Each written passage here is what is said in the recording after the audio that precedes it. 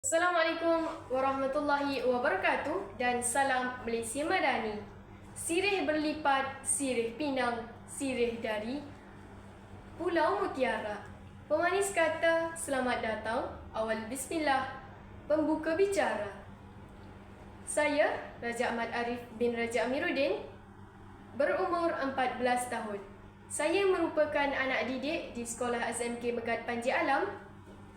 Kod sekolah saya ialah TEA 3081. Pada hujung minggu, saya meluangkan masa dengan membaca buku, novel ataupun komik yang saya gemari. Untuk video bicara buku saya pada hari ini, saya akan membincangkan tentang sebuah buku yang bertajuk Agar Rezeki Datang Tidak Terduga.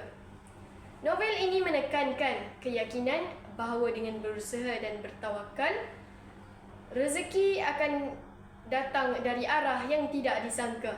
Buku ini menginspirasikan pembaca untuk lebih tenang dan yakin bahawa setiap rezeki sudah ditetapkan oleh Allah, sehingga tidak perlu cemas berlebihan dalam mencarinya. Dengan keyakinan ini, hati akan lebih tenteram dan kita akan semakin mendekatkan diri serta berserah sepenuhnya kepada Allah. Buku ini ditulis oleh Dwi Suitnyo dan diterbitkan pada tahun 2023 oleh PTS Publishing House. Buku ini mengandungi 4 bahagian dan mempunyai 468 bahagian muka surat.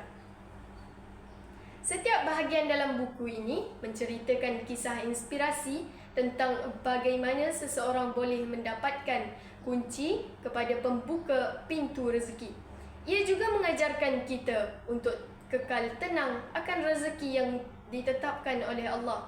Kita dapat menghayati keindahan rezeki yang tidak terduga dalam kehidupan seharian. Hingga pada akhirnya kita mampu menjadi kaya di dunia abadi, iaitu di akhirat sana. Pertama, konsep rezeki. Buku ini menjelaskan bahawa setiap manusia sudah memiliki rezekinya masing-masing. Namun, kita tetap perlu berusaha dan bertawakal untuk menjemputnya. Kedua, kelebihan bersedekah. Salah satu cara agar rezeki datang tanpa diduga adalah dengan memberi. Semakin banyak kita berbagi dengan ikhlas, semakin luas pintu rezeki kita. Ketiga, berfikir positif dan bersyukur.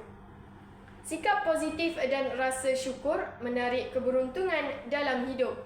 Dengan melihat segala sesuatu dari sudut pandang yang baik, kita akan lebih mudah melihat peluang. Keempat, doa dan tawakal. Buku ini menekankan pentingnya berdoa dengan bersungguh-sungguh serta berserah diri kepada Allah setelah berusaha. Kelima, menjaga silaturrahim. Hubungan baik dengan keluarga, sahabat dan orang sekitar juga menjadikan kita salah satu jalan yang sering kita lupakan. Keenam, kerja keras dan kejujuran.